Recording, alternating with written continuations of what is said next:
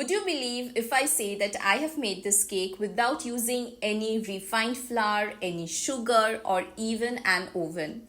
Yes, you heard it right. This super delicious, super soft cake is made with suji, and I'll tell you how. Take 1 cup of semolina, grind it into a fine powder and keep it aside. Now in a mixing bowl, add 4 tablespoons of ghee or melted butter or cooking oil, and to that add half a cup of curd. Now mix the 2 ingredients properly, and then as a sweetener here I'm using jaggery powder.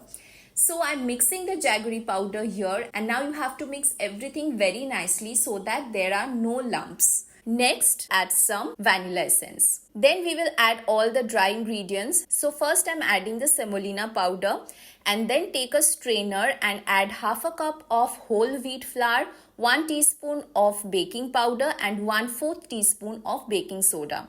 Now mix all the ingredients together, and obviously you can see that the consistency is really thick.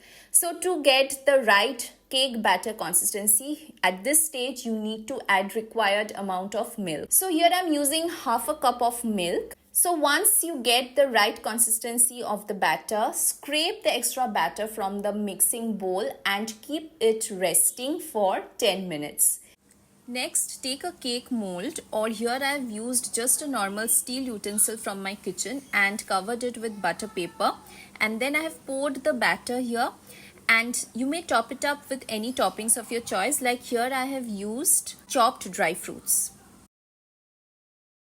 In the meantime, preheat a kadhai with some salt and a stand for 20 minutes in medium flame, and then you are using this kadhai to bake your cake.